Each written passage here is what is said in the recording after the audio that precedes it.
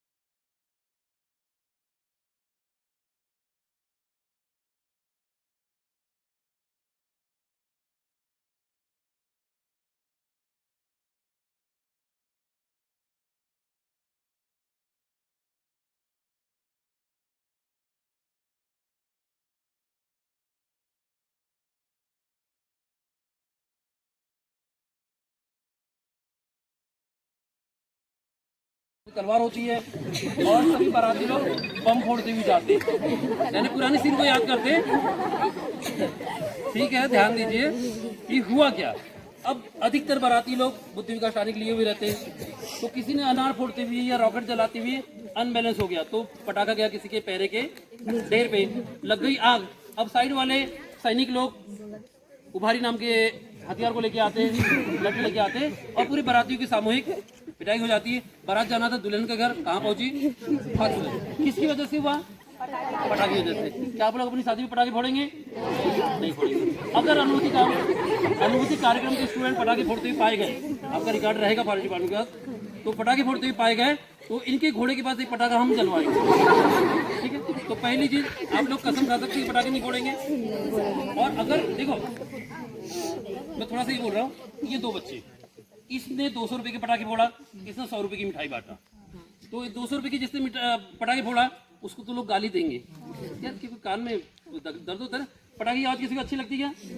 फिर भी फोड़ते, पता नहीं क्यों फोड़ते। तो लेकिन इसने मिठाई बांटा, इसको खुश, कोई आशीर्वाद देगा, कोई दुआ देगा, कोई बहुत अच्छा बोलेगा, लेकिन इसको तो गाली पड़ी ना, पैसे भी खर्चे और गाली भी पड़ रही है। और पटाखे की आवाज इतनी अच्छी लगती है, तो मैं सिंपल सा टेक्निक बताता हूँ। एक बार कोई पटाखे अगर फोड़ रहा तो मोबाइल ले जाओ, आवाज रिकॉर्ड कर लो और डीजे में बजाओ जोर से। करोड़ों रुपए के पटाखे की आवाज इकट्ठे फ्री में, दिमाग लगाओ और हवा को प्रदूषित होने से बचाओ, पहला। दूसरा, पॉलीथीन यूज मत करो। पॉलीथीन आप लोग जाते हैं, देखो पहले हम लोग झोला छापते, झोला लेके जाते थे बाजार में, लेकिन आजकल सब लोग सलमान खान टाइप के बन गए, ऐसे जाते खाली हाथ पे, ठीक है ना। तो ऐसे, क्योंकि थैला पकड़ना वो स्टाइल में थोड़ा सा काबिल नहीं है, तो अब आप लोग थैला लेके जाते नहीं, तो फिर बाजार में जाते, भाई साहब बटा देना पॉलीथीन में, टमाटर देना पॉलीथीन में, दूध भी देना पॉलीथीन में, तेल भी देना पॉलीथीन में, और दही भी देना पॉलीथीन में। दिमाग का दही का डालते लड़के लोग, ठीक है ना। तो पॉलीथीन अगर आप लाते हैं, एक बंदे ने 5 लाया, एक परिवार के 5 लोग 25 हो गए, महीने भर में कितने, साल भर में कितने, गांव भर के लोगों ने कितना पहाड़ खड़ा कर दिया पॉलीथीन का, फिर क्या होगा, जमीन भी उसे डाइजेस्ट नहीं कर पाती। तो अगर आप लोग कसम खाते कि पॉलीथीन का उपयोग नहीं करेंगे, थैला लेके जाएंगे, तो अनुभूति में आने का मकसद कुछ है। वरना अगर अब भी आप बिस्लेरी का पानी बिना बंद करो, प्लास्टिक का वो मॉलिक्यूल्स उसमें घुल जाते और आप पानी पीते। अपने साथ पहले के राजा महाराजा अपने साथ तीर कमान तलवार वलवार कैरी करते थे, रखते हैं साथ में, तकलीफ नहीं होती थी। आपको पानी की ऐसी बॉटल रखने में क्या दिक्कत है, ये भी कैरी करो, साथ में बैग में रखो, कहीं भी पानी प्यास लगी वो पियो। ट्रेन में जा रहे हो 20 रुपए का पानी ले रहे हो, 30 रुपए का पानी पी रहे हो, तो ये बंद कर सकते हैं। और अपने हर जन्मदिन में एक पौधा लगा सकते हैं और उस पौधे को पेड़ बना सकते हैं, ठीक है। तो अनुभूति में आपका आने का कार्य सफल है।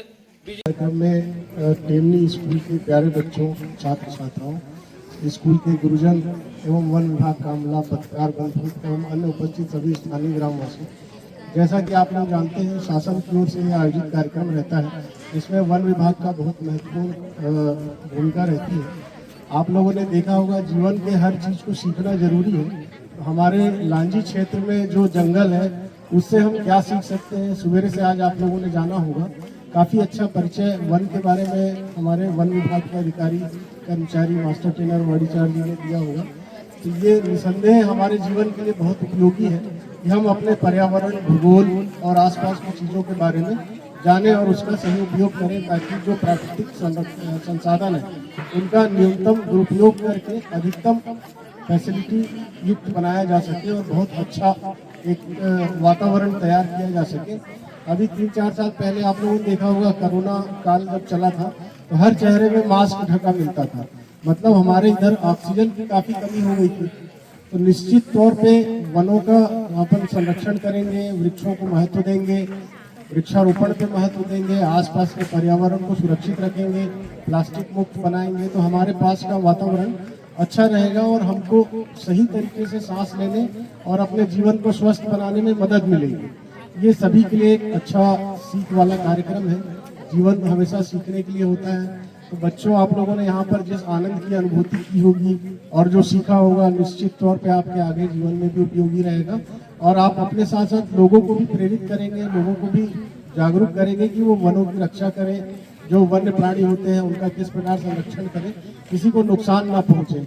एक बहुत अच्छा कार्यक्रम है ये आप लोगों के हिसाब से। तो निश्चित तौर पे आपके लिए फायदेमंद रहेगा, चाहे शिक्षा की दृष्टि से देखो, चाहे सामाजिक दृष्टि से देखो, सभी प्रकार से उपयुक्त रहेगा। तो निश्चित तौर पे आप लोगों ने जो लाभ लिया है बहुत अच्छा रहेगा। वन विभाग का जो अमला है, जिन्होंने आप लोगों को इस कार्यक्रम में आहूत किया, वो धन्यवाद के पात्र हैं। जो ग्रामीण जन यहाँ पर उपस्थित हुए, जिन्होंने जागरूक किया आप लोगों को, जिन्होंने इस कार्यक्रम में आप लोगों को सहयोग किया, निश्चित तौर पे बहुत ही एक सराहनीय पहल है ये। शासन की ओर से बहुत अच्छा तौर तरीका जो है वन क्षेत्र के बारे में बताने का, एक स्कूल के जैसा ही है।